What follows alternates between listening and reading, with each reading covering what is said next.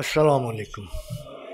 মনোছবি ঘন ঘন পরিবর্তন হলে কি হয়, এটা একটা বাস্তব ঘটনা। একজন প্রফেসর, খুব ব্যস্ত প্রফেসর, আমরা তো প্রফেসর বলতে কিন্তু এখন ডক্টরদেরকেই প্রফেসর বলি, মানে ভিজিটারের শেষ নাই আর কি। যখন তখন লোকজন আসছে, কাউকে দিয়ে কোনোভাবেই করতে পারছেন না। এবার একজন রিটায়ার্ড সুবেদারকে উনি সিকিউরিটিতে রাখলেন যে কাউকে ঢুকতে দেবে না। সুবেদার তো কমান্ড, মানে কাউকে ঢুকতে দেবে না, মানে কাউকে না।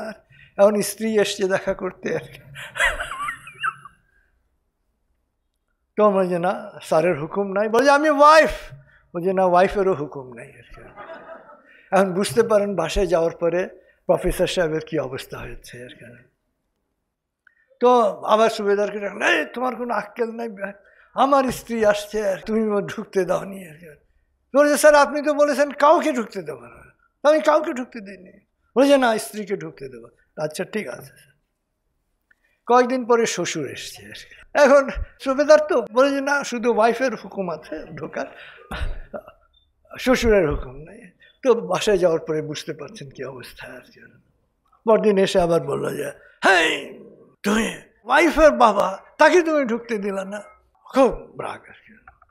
তো সুবেদার বলে যে স্যার আপনার ডিউটি আমি আর করবো না আর কি। বলে কেন কেন? স্যার আপনি কমান্ড দিতে জানেন না। আপনি নিজে কমান্ড দেন, আবার সেটার জন্য যদি আমাকে বকেন আর কি। আপনি কমান্ড দিতে জানেন না, অতএব যে কমান্ড দিতে জানে না তার কমান্ড আমি শুনি না আর কি, তার চাকরি আমি করবো না আর কি। তো এই জন্য মাইন্ডসেট বেশি ঘন ঘন চেঞ্জ করা যাবে না। সেট করার আগে ভাবতে হবে যে আমি কি সেট করতে যাচ্ছি আর কি। একটা পর্যন্ত দেখা যাবে যে ঠিক আছে, কিন্তু দ্বিতীয়বার যদি আবার চেঞ্জ করতে যান তখন বলবে যে দূর, এই কমান্ডই দিতে জানে না, আমি এর কমান্ড শোনার দরকার নেই। এটা আবার 2 দিন পরে দেখা যাবে যে বলছে যে এইটার জন্য কাজ করা যাবে না আর কি। তাতে ব্রেনকে যখন কাজ দেবেন, চিন্তা করবেন, লক্ষ্যটাকে ঠিক করবেন, করার আগে পরামর্শ নেন। পরামর্শ নেওয়ার পরে আবার কারো কারো আমি দেখেছি যে না আমি তো এটা হবো, ফাইন।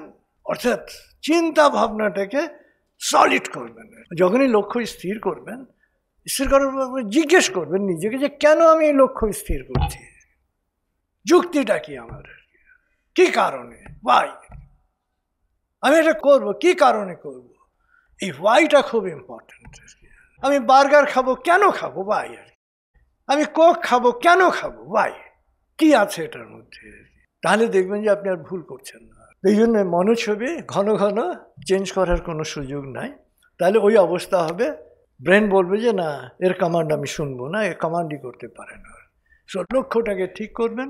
যারা আপনার শুভানুধ্যায়ী মনে করেন, প্রয়োজনে তাদের পরামর্শ নেবেন, এবং কেনই মনোছবিটা করবেন এটাকে খতিয়ে খতিয়ে দেখবেন।